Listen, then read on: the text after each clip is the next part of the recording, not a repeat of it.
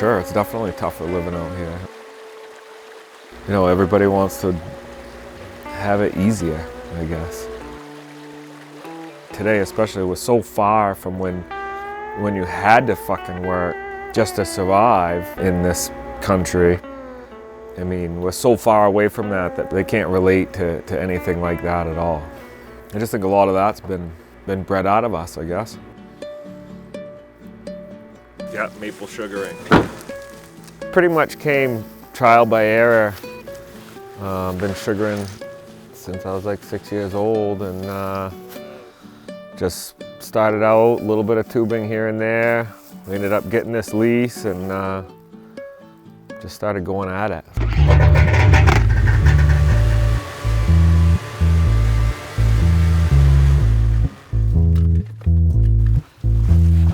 We are at Hurricane Mountain, Weld, Maine. Mountains of western Maine.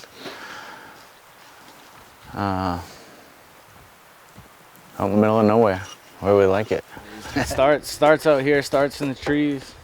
Every year the spouts get replaced. Right around 8,000, give or take. You know, we're tapping these trees year after year and trying to get the most out of them without hurting the tree. So we'll look at each tree, look for a good area of wood, which is essential for vacuum to drill into white wood. And then we want to try to stay away from the old tap holes. By the end of the season, each one of these trees will give us 10 to 20 gallons of sap, equaling, you know, a couple of quarts almost of syrup per tap. There's miles and miles of tubing in the woods, and not like a few miles, like 50, 60, 70 miles of tubing in the woods. So all the tubing stays up year round, and all the tubing's under vacuum, and we're trying to make near absolute vacuum, so it has to be almost a leak-free system.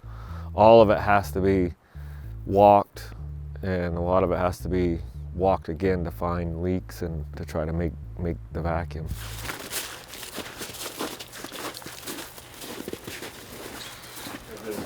This thing's not going down. There's one of those pumps is in there pumping right now, steady.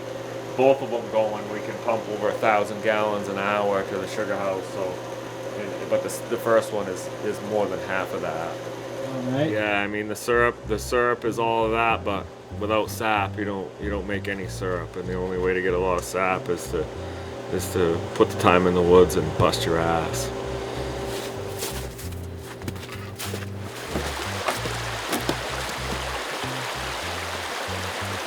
The area that we're working in is kind of part of the original settlement of Weld.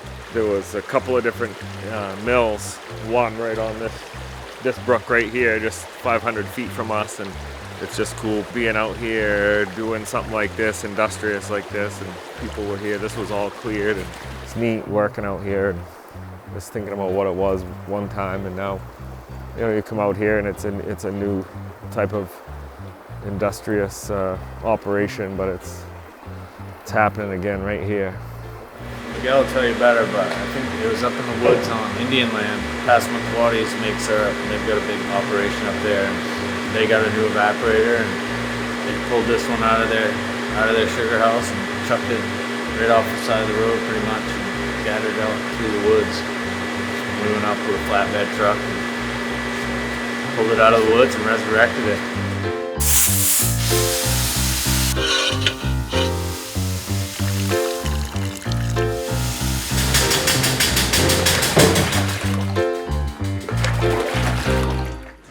I think we're all gluttons for punishment and hard work, and that's kind of what this is. And then Miguel thinks big. He approached the landowner, owns the land, and talked him into leasing the land so he could tap it. So he'd live up here. They come up in January. They just sort of had a vision, and this is all part of the vision. So we're actually looking for a density. The temperature would normally be 219. You know, the calibration could be off a little bit, or if there's a little mineral built up on the probe, so we always check by density to make sure you get it right.